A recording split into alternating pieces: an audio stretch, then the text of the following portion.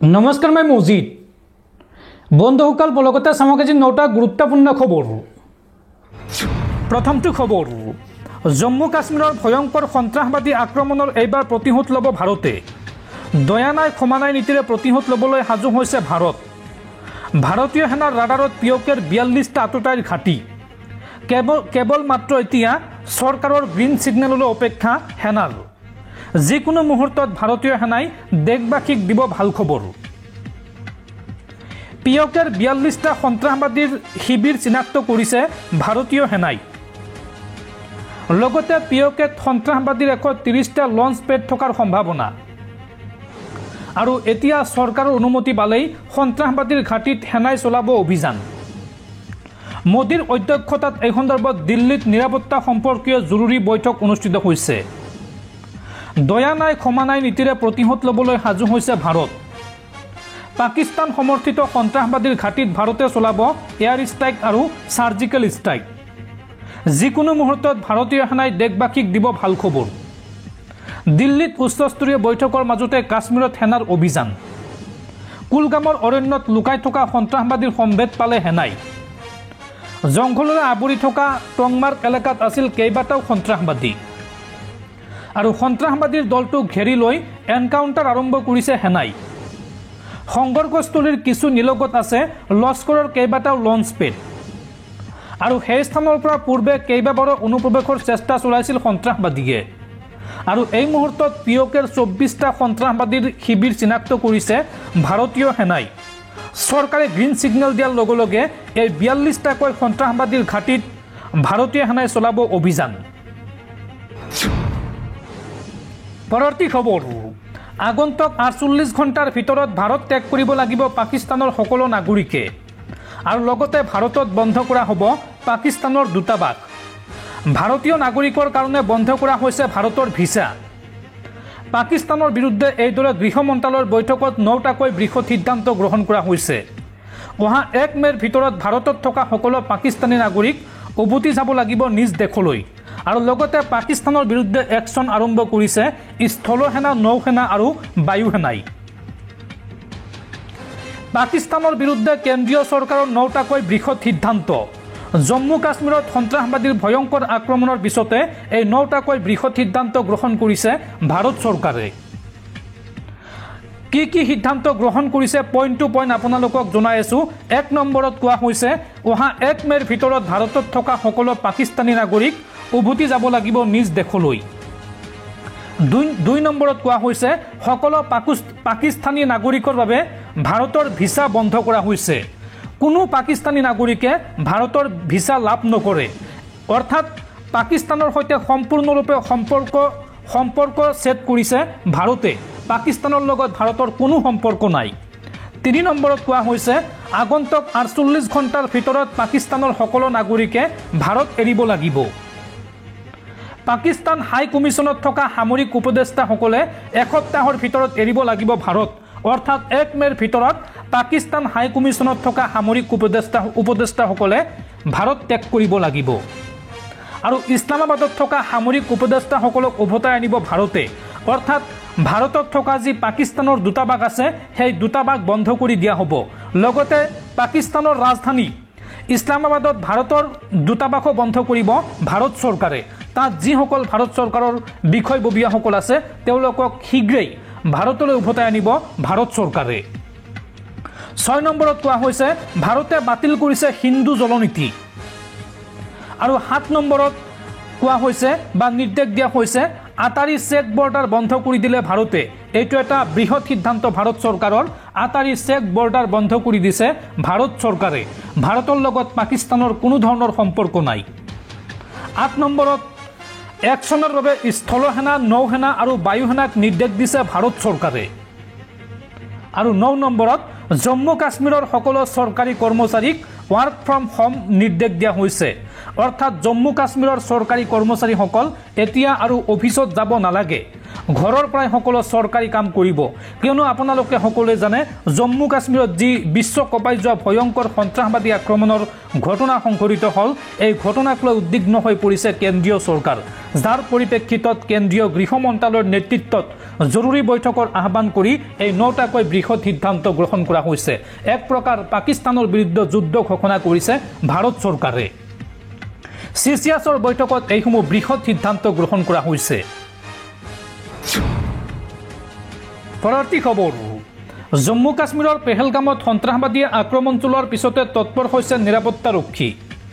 এই ঘটনাৰ সৈতে জড়িত থকাৰ অভিযোগত প্ৰায় 1500 লোকক আটক কৰিছে নিৰাপত্তাৰক্ষীয়ে।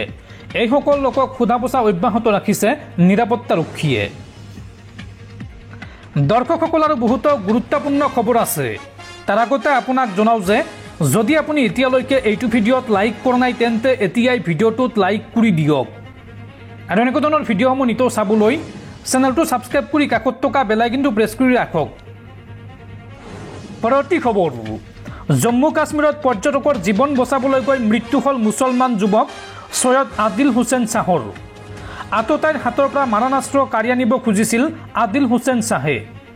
হিন্দু পৰ্যটকৰ মাজতে মৃত্যু হৈছে কাশ্মীৰী যুৱক আদিল হুছেইন শ্বাহৰ। জম্মু কাশ্মীৰত পৰ্যটকৰ জীৱন বচাবলৈ গৈ নিহত হ'ল সৈয়দ আদিল হুছেইন শ্বাহ। হিন্দু পৰ্যটকৰ মাজত মৃত্যু কাশ্মীৰী যুৱক আদিল হুছেইন শ্বাহৰ। হিন্দু পৰ্যটকক বচাবলৈ সন্ত্ৰাসবাদীৰ হাতৰ পৰা বন্দুক কাঢ়ি নিবলৈ চেষ্টা কৰিছিল এই যুৱকজনে। ঘোঁৰাত উঠাই পেহেলগামৰ পৰ্যটনস্থলীলৈ পৰ্যটকক নিছিল আদিল হুছেইনে, আৰু আদিল হুছেইনৰ জানাজাত অংশগ্ৰহণ কৰে হাজাৰ হাজাৰ লোকে।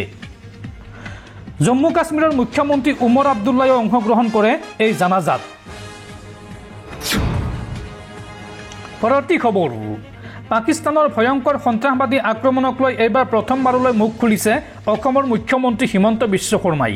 হিমন্ত বিশ্ব শৰ্মাই এই সন্দৰ্ভত কয় যে 7 দিন পূৰ্বে হিন্দুক ধমক দিছিল পাকিস্তানৰ আৰ্মি সেনাধ্যক্ষই, আৰু তাৰ পিছতে অৰ্থাৎ 7 দিন পিছতে জম্মু কাশ্মীৰত সন্ত্ৰাসবাদীয়ে চলাই এই ভয়ংকৰ আক্ৰমণ। হিন্দু ধৰ্ম হ'লেই আততায়ীয়ে গুলীয়াই হত্যা কৰিছিল। মুখ্যমন্ত্ৰীয়ে লগতে কয় যে ভাৰততো একাংশ লোক আছে যিয়ে পাকিস্তানীৰ দৰে ব্যৱহাৰ কৰে, তেওঁলোককো উচিত শিক্ষা দিব লাগে। এই মন্তব্য হিমন্ত বিশ্ব শৰ্মাৰ। পাকিস্তানৰ আৰ্মি সেনাধ্যক্ষই 7 দিন পূৰ্বে হিন্দুক ধমক দিছিল, আৰু 7 দিনৰ পিছতে জম্মু কাশ্মীৰত সন্ত্ৰাসবাদীৰ এই বৰ্বৰতা। পৰ্যটকক ধৰ্ম সুধি গুলীওৱা কাৰ্য দেশত প্ৰথমবাৰ হৈছে। জম্মু কাশ্মীৰত আততায়ীয়ে কাৰো জাতি বিচাৰ কৰা নাছিল, হিন্দু ধৰ্ম হ'লেই গুলীয়াই হত্যা কৰিছিল। আমাৰ বিশ্বাস প্ৰধানমন্ত্ৰীয়ে ইয়াৰ উচিত প্ৰত্যুত্তৰ দিব। ভাৰততো একাংশ লোক আছে যিয়ে পাকিস্তানীৰ দৰে ব্যৱহাৰ কৰে, আৰু পাকিস্তানৰ ঠিকালৈ হিন্দুক বিভাজন কৰিব বিচৰাসকল অতিকৈ দুখী। পাকিস্তানৰ লগতে পাকিস্তান সমৰ্থিত লোককো এতিয়া শিক্ষা দিয়াৰ উচিত সময়। জম্মু কাশ্মীৰত সন্ত্ৰাসবাদীৰ আক্ৰমণক লৈ এইদৰে সৰব হৈ পৰিল ৰাজ্যৰ মুখ্যমন্ত্ৰী হিমন্ত বিশ্ব শৰ্মা। পৰৱৰ্তী খবৰ, ৰাজ্যত পুনৰ ভয়ংকৰ পথ দুৰ্ঘটনা। এইবাৰ গুৱাহাটীৰ ট্ৰেভেলাৰৰ খুন্দাত মৃত্যু হৈছে ৰিম্পী শইকীয়া নামৰ এইগৰাকী যুৱতীৰ। গুৱাহাটীৰ পাণবজাৰত ভয়ংকৰ দুৰ্ঘটনাত প্ৰাণ গ'ল ৰিম্পী শইকীয়া নামৰ যুৱতীগৰাকীৰ। স্কুটিৰে গৈ থাকোঁতে ট্ৰেভেলাৰে মহতিয়াই নিলে চানমাৰীৰ ৰিম্পীক, আৰু ট্ৰেভেলাৰৰ খুন্দাত থিতাতে মৃত্যু হয় ৰিম্পী শইকীয়া নামৰ যুৱতীগৰাকীৰ। পৰৱৰ্তী খবৰ, অসমত বিজেপি চৰকাৰৰ দিনত মাত্ৰ 4 পৰা 5 জন ব্যক্তিয়েহে আটাইতকৈ ধনী হৈ গৈ আছে। প্ৰথম মুখ্যমন্ত্ৰী ডক্টৰ হিমন্ত বিশ্ব শৰ্মা, দ্বিতীয় মন্ত্ৰী অশোক সিংহল, তৃতীয় মন্ত্ৰী পীযুষ হাজৰিকা, চতুৰ্থ মন্ত্ৰী জয়ন্ত মল্ল বৰুৱা, আৰু পঞ্চম বিধায়ক মানৱ ডেকা। ডিব্ৰুগড় নিৰ্বাচনী প্ৰচাৰ সভাত এই মন্তব্য বা এই বিস্ফোৰক অভিযোগ সাংসদ গৌৰৱ গগৈৰ। পৰৱৰ্তী খবৰ, জম্মু কাশ্মীৰৰ পেহেলগামৰ সন্ত্ৰাসবাদী আক্ৰমণৰ ঘটনাক তীব্ৰ গৰিহণা সৌদ অসম সংখ্যালঘু ছাত্ৰ সন্থা চমুকৈ আমছুৰ। আমছুৰ মন্তব্য, পাকিস্তানৰ ওপৰত ভাৰত চৰকাৰে কঠোৰ ব্যৱস্থা গ্ৰহণ কৰিব লাগে, এই দাবী জনাইছে আমছুৱে। পাকিস্তানৰ বৰ্বৰ কাণ্ড কোনো কাৰণতে সহ্য কৰা নহ'ব। পাকিস্তানৰ এনে বৰ্বৰ কাণ্ড বহু সহ্য কৰিলোঁ আৰু সহ্য কৰা নহ'ব। পাকিস্তানৰ ওপৰত কঠোৰৰ পৰা কঠোৰ ব্যৱস্থা গ্ৰহণ কৰিব লাগে। পেহেলগামৰ আক্ৰমণ সমগ্ৰ দেশবাসীৰ ওপৰত আক্ৰমণ। পাকিস্তানৰ ওপৰত ভাৰত চৰকাৰে কঠোৰ ব্যৱস্থা গ্ৰহণ কৰিব লাগে। সন্ত্ৰাসবাদীক পৃথিৱীৰ মানচিত্ৰৰ পৰা নাইকিয়া কৰিব লাগে। পেহেলগামৰ আক্ৰমণৰ ঘটনাক এইদৰে তীব্ৰ গৰিহণা দিছে আমচুৰ সভাপতি ৰেজাউল কৰিম চৰকাৰে। পৰৱৰ্তী খবৰ, জম্মু কাশ্মীৰৰ ভয়ংকৰ সন্ত্ৰাসবাদী আক্ৰমণক লৈ এইবাৰ চৰকাৰ আৰু বিৰোধী পক্ষ একলগ হৈছে।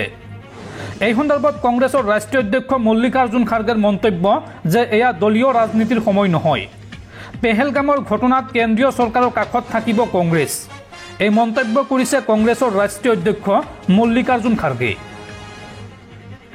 পেহেলগামত সংঘটিত ভয়াৱহ সন্ত্ৰাসবাদী আক্ৰমণৰ পিছত কংগ্ৰেছে ঐক্যৰ বাৰ্তা লৈ চৰকাৰৰ কাষত থিয় দিছে।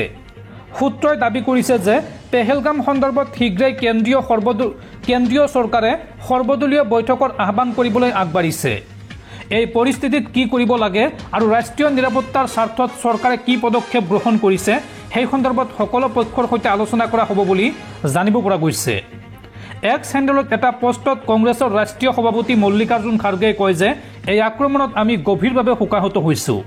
এই আক্ৰমণ ভাৰতৰ ঐক্য আৰু সাৰ্বভৌমত্বৰ ওপৰত প্ৰত্যক্ষ আক্ৰমণ। খাৰ্গে লিখিছে, মঙলবাৰে নিশাই মই কেন্দ্ৰীয় গৃহমন্ত্ৰী অমিত শ্বাহ আৰু জম্মু কাশ্মীৰৰ মুখ্যমন্ত্ৰী উমৰ আব্দুল্লাৰ সৈতে কথা পাতিছোঁ। এই হত্যাকাণ্ডৰ ন্যায্য বিচাৰৰ দাবীত কংগ্ৰেছৰ সভাপতিগৰাকীয়ে লিখিছে যে এয়া দলীয় ৰাজনীতিৰ সময় নহয়। এই সন্ত্ৰাসবাদী আক্ৰমণৰ দোষীক ন্যায়ৰ ওচৰলৈ অনাৰ সময় আহি পৰিছে। প্ৰাণ হেৰুওৱা আৰু শোকত ভাগি পৰা পৰিয়ালৰ ন্যায় নিশ্চিত কৰাৰ বাবে সামূহিক সংকল্প লোৱাৰ সময় আহি পৰিছে। কংগ্ৰেছৰ সভাপতিগৰাকীয়ে কয় যে আমি সকলোৱে এক কথাটোৰ ওপৰত অধিক গুৰুত্ব আৰোপ কৰিব লাগে বা গুৰুত্ব আৰোপ কৰিছে। খাৰ্গেৰ ভাষাত এই নিষ্ঠুৰ কাণ্ডত সমগ্ৰ দেশ স্তম্ভিত হৈ পৰিছে। এই কাণ্ডৰ বাবে এটা পাকিস্তানী সন্ত্ৰাসবাদী সংগঠনে দায়িত্ব স্বীকাৰ কৰিছে। আমি এই কাণ্ডৰ উপযুক্ত উত্তৰ দিব লাগিব। আমি সকলোৱে একেলগে যুঁজিম। এই মন্তব্য কংগ্ৰেছৰ ৰাষ্ট্ৰীয় অধ্যক্ষ মল্লিকাৰ্জুন খাৰ্গেৰ। পৰৱৰ্তী খবৰ, অসমৰ এজন সাংসদৰ সম্পৰ্ক আছে পাকিস্তানৰ সৈতে। ভাৰত চৰকাৰক নজনোৱাকৈয়ে সাংসদজনে ভ্ৰমণ কৰিছিল পাকিস্তান আৰু 15 দিন সময় পাকিস্তানত আছিল এই সাংসদজন। সাংসদজনৰ পাকিস্তানৰ সৈতে সম্পৰ্ক থকাৰ প্ৰমাণ লাভ কৰিছে চৰকাৰে। জম্মু কাশ্মীৰৰ পেহেলগামৰ ঘটনাৰ পিছতে সাংসদ গৌৰৱ গগৈক কটাক্ষ কৰি এই মন্তব্য মুখ্যমন্ত্ৰী হিমন্ত বিশ্ব শৰ্মাৰো।